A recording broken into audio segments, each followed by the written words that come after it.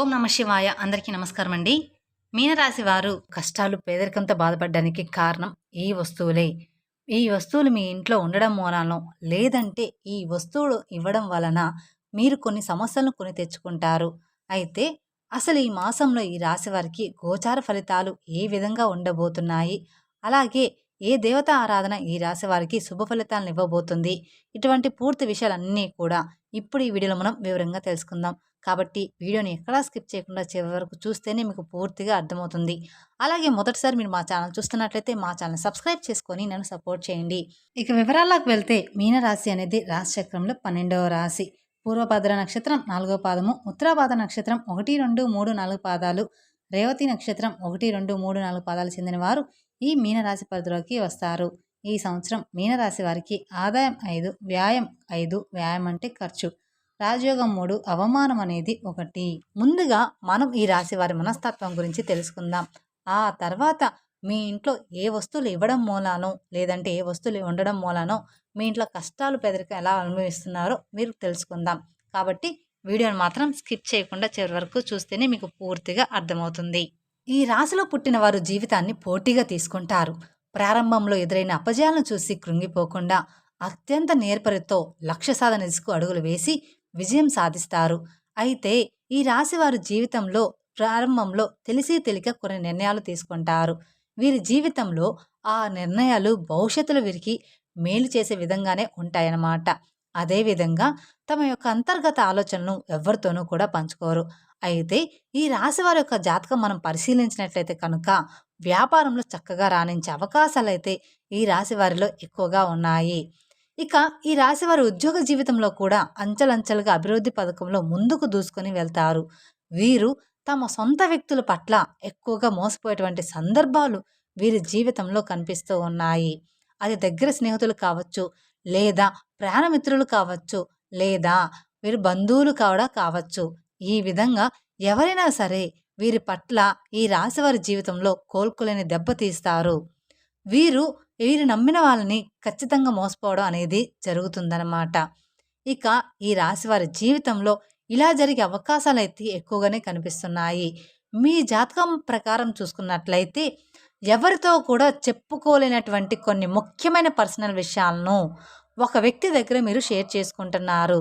ఆ వ్యక్తి మీ ముందు మంచిగానే నటిస్తూ మీ వెనకాల మాత్రం గోతులనేది తవ్వుతూ ఉన్నారు. అంటే ఆ వ్యక్తి మిమ్మల్ని చెడుగా చిత్రీకరించే ప్రయత్నం అయితే చేస్తూ ఉన్నారు. ఇటువంటి అంశాలన్నీ కూడా మీ యొక్క జాతకంలో కనిపిస్తున్నాయి. మీ జీవితంలో ఇటువంటి జరగకపోవచ్చు, లేదంటే ఇక ముందు జరిగే అవకాశాలు కూడా కనిపిస్తున్నాయి. అలాగే ఈ రాశివారి జాతకం ప్రకారం ఈ రాశికి చెందిన స్త్రీలకు మీ యొక్క కుటుంబ సభ్యులు అంటే మీ జీవిత భాగస్వామి తరపులు బంధువులు కుటుంబ సభ్యుల వల్ల మీకు కొంచెం అటు ఇటుగా జరిగే అవకాశాలైతే కనిపిస్తూ ఉన్నాయి. మీరు మానసిక క్షోభకి గురయ్యేటువంటి అవకాశాలు కూడా మీ జాతకంలో జీవితంలో కనిపిస్తున్నాయి. మీరు ఖచ్చితంగా ఎదుర్కోవాల్సిన ఇటువంటి పరిస్థితి అయితే ఉంటుంది. ఇక మీ యొక్క పరిస్థితిని చూసినట్లయితే మీ భర్త లేదా భార్య తరపు బంధువుల నుండి మీరు మానసిక శోభను ఎదుర్కొంటారు. అయినప్పటికీ కూడా మీరు కొన్ని రోజుల పాటు మౌనంగా ఉండి ఆ తర్వాత మీరు ధైర్యం తెచ్చుకొని వారిని ఎదిరించే అవకాశాలు కూడా ఉంటాయి. అంటే మీ యొక్క జీవితంలో వచ్చిన సమస్యలన్నిటికీ కూడా ఖచ్చితంగా మీరు పరిష్కారం కూడా కనుక్కుంటారు. సహనం కోల్పోతే ఎంతటి అమాయకమైన వ్యక్తి అయినా సరే ధైర్యంతో ముందుగా అడుగులు వేస్తూ ఉంటారు. కొన్ని పరిస్థితుల్లో ఈ రాశి వారికి ఇలాంటివి జీవితంలో కూడా జరుగుతూ ఉంటాయి. అలాగే ఈ రాశి వారికి మనం చూసుకున్నట్లయితే వీరి జీవిత భాగస్వామి తరపు నుంచి వీరు కొన్ని ఎలనీలి మాటలు వినబోతున్నారు. అదేవిధంగా మీ సంతానాన్ని అభివృద్ధి పథకంలో నడిపించడానికి మీ జీవిత భాగస్వామి ఎంతగానో కృషి చేస్తారు. ఈ విధంగా మంచి చెడు అనే అంశాలు మీ యొక్క జీవిత భాగస్వామిలో కనిపించబోతున్నాయి. ఇక కొంతమంది పురుషుల విషయానికి వస్తే మాత్రం మద్యపానం సేవించడం వల్ల అనారోగ్య సమస్యలు అనేది ఎదురవుతాయి. కాబట్టి మీరు మద్యపానానికి ఎంత దూరంగా ఉంటే అంత మంచిదని చెప్పుకోవచ్చు. లేదంటే మాత్రం ఏరికోరి మీరు కష్టాలను, ఇబ్బందులను కొని తెచ్చుకున్నవారు అవుతారు. కాబట్టి ఆరోగ్య విషయంలో జాగ్రత్తగా ఉండండి. అలాగే ఇంట్లోని కుటుంబ సభ్యులతో, ముఖ్యంగా మీ జీవిత భాగస్వామితో విభేదాలు, గొడవలు కలిగేటువంటి అవకాశాలు కూడా కనిపిస్తున్నాయి. కాబట్టి ఈ రాశి వారి అంశాల్లో అయితే చాలా జాగ్రత్తగా ఉండాలి. ముఖ్యంగా ఈ రాశికి చెందిన పురుషుల యొక్క జీవితంలో పరాయి స్త్రీ పాత్ర కూడా కనిపిస్తుంది. ఈ పరిస్థితుల్లో కొంతమంది వ్యక్తులు మిమ్మల్ని లోబరుచుకోవడానికి వారు ప్రయత్నం అయితే చేస్తూ ఉన్నారు. అంటే మీరు పనిచేసే చోట కావచ్చు, లేదంటే ఇరుగు పొరుగు వ్యక్తులు కావచ్చు, లేక ఇంతకుముందు మీకు పరిచయమైన వ్యక్తులు కావచ్చు, లేకపోతే మీకు చిన్నప్పుడు ఫ్రెండ్స్ కావచ్చు. వీళ్ళు ఏదో ఒక రకంగా మిమ్మల్ని మోసం చేయడానికి, అలాగే మీ జీవితాన్ని నాశనం చేయడానికి, మిమ్మల్ని లోపరుచుకోవడానికి వారైతే ప్రయత్నం అయితే చేస్తూ ఉన్నారు. కాబట్టి మీరు ఎలాంటి సావాసాల జోలికి వెళ్ళకుండా జాగ్రత్తలు తీసుకున్నట్లయితే మీ జీవితం చాలా ఆనందంగా, సాఫీగా సాగిపోతుంది. కాబట్టి ఈ రాశికి చెందిన పురుషులు ఈ విషయాన్ని గమనించి ముందుకు సాగాల్సిన పరిస్థితి అయితే ఉంటుంది. అలాగే ఈ రాశికి చెందిన వ్యాపారస్తుల జీవితం కనుక మనం చూసుకున్నట్లయితే కనుక రాబోయే రోజుల్లో అన్నీ కూడా వీరికి మంచే జరిగే అవకాశాలు ఉన్నాయి. మీ యొక్క వ్యాపార భాగస్వాముల వల్ల మీకు కొంచెం మనస్పర్ధలు వచ్చే అవకాశాలైతే ఈ సమయంలో ఎక్కువ కనిపిస్తున్నాయి. మీ కుటుంబ సభ్యులతో మీరు తగాదాలు పెట్టుకుంటారు. దానికి మీ యొక్క వ్యాపార భాగస్వామి కారణమే ఉండవచ్చు. ఎందుకంటే ఈ విషయంలో మీరు తగిన జాగ్రత్తలు ఖచ్చితంగా తీసుకోవాల్సిన పరిస్థితులైతే కనిపిస్తున్నాయి. అలాగే ఈ రాశి వారికి వ్యాపారంలో కొన్ని ఇబ్బందులు ఉండడం వల్ల, అవి ఇంట్లో చూపించడం వల్ల జీవిత భాగస్వామితో విభేదాలనేవి జరుగుతాయి. అలాగే పరాయి స్త్రీ మిమ్మల్ని ఏ విధంగా నాశనం చేస్తుంది అని మీరు అనుకోవచ్చు. మీ దగ్గర డబ్బు గురించి కావచ్చు, ఆస్తి గురించి కావచ్చు, ఇంకొకటి ఏదైనా కావచ్చు. దాని వలన వాళ్ళు మిమ్మల్ని మైమరిపించడానికి ఎన్నెన్నో కొత్త నాటకాలు చేస్తూ ఉంటారు. వాటికి మీరు లోబరచకుండా ఉండాలన్నమాట. ఈ విధంగా ఈ యొక్క రాశివారి జాతకం ప్రకారం వీరి జీవితంలో కొంచెం మంచి ఫలితాలు ఉంటే, మరికొన్ని చెడు ఫలితాలు కూడా కనిపిస్తున్నాయి ఈ రాశివారి జీవితంలో రాబోయే రోజుల్లో. ఇక అలాగే ప్రతి మనిషి జీవితంలో మంచి చెడులు అనేవి ఖచ్చితంగా ఉంటాయి. ఈ విధంగా అయితే ఈ రాశివారి జాతకంలో కూడా కనిపిస్తూ ఉన్నాయి. అయితే వీరి యొక్క జాతకం ప్రకారం మనం చూసుకున్నట్లయితే ఈ వస్తువుల్ని మీరు సహాయంగా కానీ, నిమిత్తంగా కానీ ఎవ్వరికీ కూడా ఇవ్వకూడదు. ఆ వస్తువులు ఏమిటి అంటే సుగంధ ద్రవ్యాలు. అవును, మీరు వింటున్నది నిజమే. ఎందుకు అంటే సుగంధ ద్రవ్యాలు అంటే మహాలక్ష్మీదేవికి ఎంతో ప్రీతికరమైన వస్తువులు. కాబట్టి మీరు ఆ మహాలక్ష్మీదేవి యొక్క అనుగ్రహాన్ని పొందాలంటే కనుక ఈ సుగంధ ద్రవ్యాలను ఎవరికీ కూడా ఇవ్వకూడదు. అసలు సుగంధ ద్రవ్యాలు అంటే ఏమిటి? మన వంటింట్లో ఎక్కువగా వాడుతూ ఉంటాం కదా. అవి లవంగాలు, యాలకులు ఇటువంటి ముఖ్యమైన సుగంధ ద్రవ్యాలను మీరు ఎట్టి పరిస్థితుల్లో కూడా ఎవరికి కూడా ఇవ్వకూడదు. చాలామంది మనం చూస్తూ ఉంటాం. ఏదైనా మనం వంట చేసేటప్పుడు మన ఇంట్లో ఏదైనా ఒక వస్తువు లేకపోతే మన పక్కింట్లో ఉండేవారిని కానీ, ఎదురింట్లో ఉండేవారిని కానీ, లేకపోతే స్నేహితులు, ఇరుగు పొరుగు వ్యక్తులు ఉండేవారి దగ్గర ఆ వస్తువులు మనం తెచ్చుకుంటూ ఉంటాం. ఈ విధంగా కూడా మీరు ఈ యొక్క వస్తువుల్ని అసలు ఎవ్వరికీ కూడా ఇవ్వకూడదు.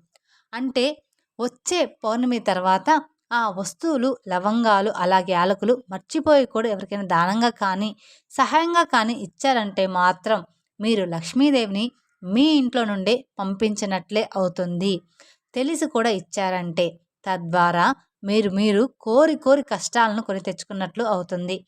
ఎప్పుడైతే లక్ష్మీదేవి ఇంట్లో నుంచి బయటకు వెళ్ళిపోతుందో మీ జీవితంలో ఎన్నో రకాల సమస్యలు, ఇబ్బందులు, కష్టాలు మిమ్మల్ని వెంటాడుతూ ఉంటాయి. ఆర్థిక పరంగా కూడా మీరు చాలా అంటే చాలా నష్టపోతారు. కాబట్టి ఈ విషయంలో మీరు ఎంతో జాగ్రత్తగా ఉండాలి. మేం చెప్పినటువంటి సుగంధ ద్రవ్యాలు ఎవరైనా మిమ్మల్ని అడిగితే మీరు లేవని చెప్పడం చాలా ఉత్తమం. అది మీకు మంచిది కూడా.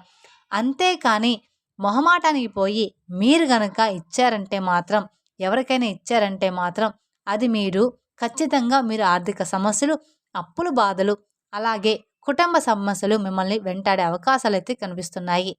కాబట్టి ఈ రాశి జాతకులకు మేం చెప్పిన విధంగా తగిన జాగ్రత్తలు తీసుకొని మీరు అలర్ట్గా ఉండాల్సిన పరిస్థితులు అయితే కనిపిస్తున్నాయి. అలాగే ఈ రాశి వారు కష్టాలు, పేదరికం బాధపడడానికి కారణం ఇంకొక వస్తువులు ఉన్నాయి. మీ ఇంట్లో ఉన్న ఈ వస్తువులే. వీటిని తీసి వెంటనే బయటపడేయండి. మీ కష్టాలని మీరే తగ్గించుకోండి. మీ ఇంట్లో ఉన్న తెలిసి తెలియని వస్తువులు ఏవైతే ఉంటాయో అవి మనకి చాలా రకాల ఇబ్బందుల్ని తెచ్చిపెడుతూ ఉంటాయి. మన శాస్త్రాల్లో కూడా తెలియజేసి ఉన్నారు. ప్రతి ఒక్క వస్తువుకి ఒక్కొక్క ఇంపార్టెన్స్ అనేది ఉంటుంది. దానికి తగ్గట్టుగానే వాటిని మనం ఇంట్లో అమర్చుకోవాలని చెప్తూ ఉంటారు. ఇక ఆ వస్తువులు ఏ విధంగా ఉంటాయి, ఏది పాజిటివిటీ వైబ్స్‌ని ఎక్కువగా ఆకర్షిస్తుంది, ఏది నెగటివిటీ వైబ్స్‌ని ఇస్తుంది, మనకి ప్రదర్శిస్తూ ఉంటాయి. ఇలా ప్రతి ఒక్కటి కూడా చాలా క్లియర్‌గా మనకి మన శాస్త్రాల్లో చెప్పి ఉన్నారు. అలాగే మన ఇంట్లో ఉన్న మన పెద్దవాళ్ళు కూడా మనకి చాలా సార్లు చాలా విషయాలు చెప్తూ ఉంటారు. ఇలా చేయొద్దు, అలా చేయొద్దు. ఈ సమయంలో ఇలా చేస్తే మనన్న దేవత వెళ్ళిపోతుంది. అలాగే ఈ రాశి వారికి ఈ మూఢనమ్మకాలు ఏంటి అని మనం పెద్దవాళ్ళని అనుకుంటూ ఉంటాము. మన పెద్దవాళ్ళని ఎప్పుడు తిడుతూ ఉంటాం. ఏంటి వీడు చాగస్తామని. నిజానికి చెప్పంటే వాళ్ళు చెప్పింది 100% కరెక్ట్ అని చెప్పవచ్చు. ఎందుకంటే వాళ్ళు వాళ్ళ అనుభవంతో చెప్తూ ఉన్నారు. వాళ్ళకి వాళ్ళ పెద్దవాళ్ళు చెప్పిన దాన్ని బట్టి వాళ్ళు మనకి వాటి గురించి జాగ్రత్తలు చెప్తూ ఉన్నారు. కాబట్టి ఇప్పుడు ఈ వీడియోలో మనం అటువంటి వస్తువుల గురించి, అలాగే ఏది ఏ విధంగా ఉండాలి, ఎలా ఉండకూడదు అనేది చాలా క్లియర్‌గా తెలుసుకోబోతున్నాం. తద్వారా మీ కష్టాలను మీరే తొలగించుకున్నవారు అవుతారనమాట. మనందరికీ తెలిసిందే living things, non living things అంటే ఏమిటో అనేది. మనము చాలా రకాల వస్తువులను ఇంట్లో పెట్టేసుకుంటూ ఉంటాము. అవి ఎటువంటి ఫలితాలు ఇస్తాయో కూడా మనకు తెలీదు. కానీ ఇప్పుడు మనం వాటి గురించి తెలుసుకుందాం. ఫస్ట్ మొదటిగా ఏమిటి అంటే బట్టలు. అవును, చాలామంది ఏం చేస్తూ ఉంటారంటే ఇంట్లో వాళ్ళ పిల్లలకి చిన్నవైపోయి, అలాగే పెద్దవాళ్ళు యూజ్ చేసే బట్టలు కూడా ఏదో ఒక పాత గుడ్డ కిందకి మనం యూజ్ అవుతుందిలే అనుకోని ఎవరికైనా ఇవ్వడానికి పనికొస్తుందిలే అని చెప్పేసి వాటిని మనం చినిగిపోయిన బట్టలు, కలర్ పోయినటువంటి బట్టలు, వాడని బట్టలు ఉంటే వాటన్నిటిని కలిపి ఒక మూటలా కట్టేసి పెడుతూ ఉంటాం. ఇలా అసలు చేయకూడదు. ఈ విధంగా చేస్తే మీ భాగ్యాన్ని మీరే పోగొట్టుకున్నవారు అవుతారు. మీ పాత బట్టల మూట ఏదైతే ఉంటుందో వాటిని ఎప్పుడూ కూడా ఇంట్లో అస్సలు ఉంచుకోకూడదు. వీలైతే వాటిని వేరే వాళ్ళకి ఇచ్చేయండి. అవి వాళ్ళకు ఉపయోగపడతాయి. లేదంటే వాటిని వేరే ఒక చోట దానం చేసేయండి. పాత బట్టల మూట అస్సలు ఇంట్లో ఉంచుకోకూడదు. అలాగే ఇచ్చేటప్పుడు మాత్రం మీరు అందులో కనీసం ఒక రూ. 10 పెట్టేసి ఇవ్వండి. అప్పుడే మనం ఇచ్చిన దానికి పుణ్యం అనేది ఉంటుంది. అలాగే ఇక రెండో వస్తువు ఏమిటి అంటే మనకి విరిగిపోయిన దేవుడు పట్టాలు కానివ్వండి, లేదంటే విగ్రహాలు కానివ్వండి, అంటే కృష్ణుడు లేదంటే ఇంకేమైనా బొమ్మలు కానివ్వండి, ఒక చోట కాస్త చిట్లినా సరే మిగతా బొమ్మ అంతా బాగుంది కదా అని చెప్పేసి ఇంట్లో ఉంచుకుంటూ ఉంటారు. ఎప్పుడూ కూడా దేవుడు బొమ్మలు కావచ్చు, పటాలు కావచ్చు, ఫోటో ఫ్రేమ్ కావచ్చు, అవి మంచిగా ఉండాలి. ఎక్కడో ఒక చోట మంచిగా ఉంది కదా, విరిగిన క్రాక్ వచ్చిన అటువంటి వస్తువును మాత్రం ఇంట్లో అస్సలు ఉంచుకోరాదు. ఇలాంటి వస్తువులు ఇంట్లో ఉంచితే కనుక మీకు డబ్బుకు సంబంధించిన ఎంతో నష్టం అనేది జరుగుతుంది. అలాంటివి కనుక మీ ఇంట్లో ఉంటే, అంటే పటాలు, విగ్రహాలు కానీ విరిగిపోయి ఉంటే పారే నదిలో కానీ వాటిని నిమజ్జనం అనేది చేసేయాలన్నమాట. లేదా మీ దగ్గర ఉన్న గుడిలో ఇచ్చేసినా సరిపోతుంది. అలాగే చాలామంది చేసే తప్పు ఏమిటి అంటే ఒకేలాంటి పటాలు 4, 5 రకాలు తీసుకొచ్చేసి ఇంట్లో పెట్టేస్తూ ఉంటారు. అలా కూడా అస్సలు చేయకూడదు. అలా చేస్తే మీకు చాలా ఎక్కువగా ప్రాబ్లమ్స్ అనేవి క్రియేట్ అవుతూ ఉంటాయి. ఒక దేవత ఆరాధనకు సంబంధించిన ఫోటో పూజ గదిలో ఒకటే ఉండాలి. ఇక నెక్స్ట్ వస్తువు ఏమిటి అంటే చాలామంది మిద్ది పైన ఎక్కువగా వాడని వస్తువులు కావచ్చు, విరిగిపోయిన వస్తువులు కావచ్చు, పిల్లలు ఆడుకునే బొమ్మలు, ఏ వస్తువునైనా సరే ఇటువంటి వాటిని మనకి ఏం అవసరం లేదని చెప్పేసి చాలామంది టెర్రస్ మీద కానీ, లేదంటే ఇంటిపై ఉన్న పక్కన కానీ పెట్టేస్తూ ఉంటారు. ఇలా కూడా అస్సలు చేయకూడదు. ఇలా కనుక మీరు చేస్తే మీకు ఫైనాన్షియల్‌గా చాలా ప్రాబ్లమ్స్ అనేవి క్రియేట్ అవుతూ ఉంటాయి. అంటే మీకు డబ్బు ఖర్చయ్యేటువంటి ఫైనాన్షియల్ ప్రాబ్లమ్స్ ఎక్కువగా క్రియేట్ అయ్యి వచ్చిన డబ్బు ఖర్చయిపోతుందనమాట. ఈ పరంగా మీరిలా పెడితే. అలాగే ఇటువంటి వస్తువులు ఇంటిపైన కానీ, ఇంటి చుట్టుపక్కల కానీ పెడితే మాత్రం పితృదోషం కూడా కలిగే అవకాశాలైతే ఉంటాయి. అలాగే నెక్స్ట్ చాలామంది చేసేది తప్పు ఇంకోటి ఏమిటి అంటే ఎక్కడైనా తీర్థయాత్రలు చేస్తూ ఉంటారు. లేదంటే వాళ్ళ చుట్టాలు కానివ్వండి, ఫ్రెండ్స్ కానివ్వండి, ఎవరైనా వెళ్ళొస్తూ ఉంటారు. వాళ్ళు దిష్టికి సంబంధించిన ఏవైనా తాడులు కానీ, మెడలే కట్టుకునే తాయెత్తులు కానీ, లేదంటే ఈ మధ్య చాలా రకాల కలర్ స్టోన్స్ ఉంగరాలనేవి వస్తూ ఉన్నాయి. ఇటువంటివన్నీ కూడా దేవుడి గదిలో పెట్టి తర్వాత వేసుకుందామని అనుకోవడం, లేదంటే పిల్లలకి వేస్తామని చెప్పి వాటిని తీసుకొచ్చి ఇంట్లో స్టోర్ చేస్తూ ఉంటారు చాలామంది. ఇది ఖచ్చితంగా చాలా ఇళ్లలో జరుగుతూ ఉంటుంది. ఇటువంటివి అస్సలు ఇంట్లో ఉంచరాదు. ఎందుకంటే ఒక్కొక్క స్టోన్ ఒక్కొక్క దానికి ప్రత్యేకంగా అది పనిచేస్తాయి. మీకు తెలిసిన స్టోన్స్ గురించి మీరు తెచ్చి ఇంట్లో ఏర్పరచుకోవడం ఉత్తమం. ఎవరో ఇచ్చారు కదా! దేవస్థానం నుంచే కదా తీసుకొచ్చారు అని చెప్పేసి దాన్ని ధరించడం వంటి పనులు అస్సలు చేయకూడదు. ఇలా చేస్తే కనుక మీకు చాలా ఎక్కువగా నెగెటివ్ వైబ్స్ అనేవి వస్తూ ఉంటాయి. అలాగే మీరు చేసే పనిలో అపజయాలు ఎదురవుతూ ఉంటాయి. చాలామంది చేసే ఇంకో తప్పు ఏమిటి అంటే, వారింట్లో విరిగిపోయిన వస్తువులు కావచ్చు, మీరు వాడుతున్నా కానీ విరిగిపోయిన గ్లాసులు కానీ, ఎవరికైనా అందులో ఆహారం పెట్టినా కానీ, ఆహారం వండినా కానీ, వాస్తుకు సంబంధించిన దోషాలు కలుగుతూ ఉంటాయి. కాబట్టి ఎప్పుడూ కూడా అటువంటి వస్తువులను ఇంట్లో ఉంచరాదు. అది గాజు వస్తువులైనా కానివ్వండి, ఇంకేదైనా కాస్ట్‌లీ వస్తువైనా కానివ్వండి. ఎప్పుడూ కూడా పగిలిపోయిన, ఇరిగిపోయిన వస్తువులు ఇంట్లో ఉంచకూడదు. అలాగే ఇంట్లో పగిలిన గాజు అద్దాలు కానివ్వండి, గాజు గ్లాసులు కానివ్వండి, గాజు ఐటెమ్స్ కానివ్వండి, ఏవైనా సరే అవి పగిలిపోతే వాటిని అస్సలు మాత్రం ఇంట్లో ఉంచకూడదు. తక్షణమే తీసి బయట పడేయాలి. అలాగే చాలామంది చేసే ఇంకో తప్పు ఏమిటి అంటే, ఇంట్లో ఎక్కువ డెకరేషన్ కోసం అని చెప్పేసి చాలామంది ఎక్కడికైనా వెళ్ళినప్పుడు తాజ్‌మహల్ ఫోటోస్, పడవ ఫోటోస్ లేదంటే జంతువుల ఫోటోస్ ఇలాగ తీసుకొచ్చి పెడుతూ ఉంటారు. సీనరీస్ ఇలాంటివన్నీ కూడా. ఇలాంటి వాటిని కూడా ఎప్పుడూ కూడా ఇంట్లో అలంకరించుకోవద్దు. కొన్ని కొన్ని మనకి తెలిసిందే. 'తాజ్‌మహల్' అందరికీ తెలిసిందే ప్రేమకు చిహ్నమని. కానీ లాజికల్‌గా ఆలోచిస్తే అది ఒక సమాధి. దాన్ని ఎప్పుడూ కూడా ఇంట్లో ఉంచుకోకూడదు. మనం ఎంత కాదనుకున్నా కూడా ఒక సమాధి మీద కట్టిన మహల్ అది. సో, అటువంటి వాటిని కూడా ఎవరికీ కూడా ఇవ్వకూడదు. అలాగే మనం తెచ్చుకోకూడదు. ఇంట్లో పెట్టుకోకూడదు. జస్ట్ అది మనం చూసి రావడం కోసం మాత్రమే. ఇక చాలామంది చేసే తప్పు ఇంకొకటి ఏమిటి అంటే, అలమారలో బట్టలు, నగలు, డబ్బులు, ఇంపార్టెంట్ డాక్యుమెంట్స్ ఇలా ప్రతి ఒక్కటి పెడుతూ ఉంటారు. అల్మారా అంటే సాక్షాత్తు లక్ష్మీదేవి వచ్చి దాంట్లో నివసించాలి అని కోరుకునే స్థలము.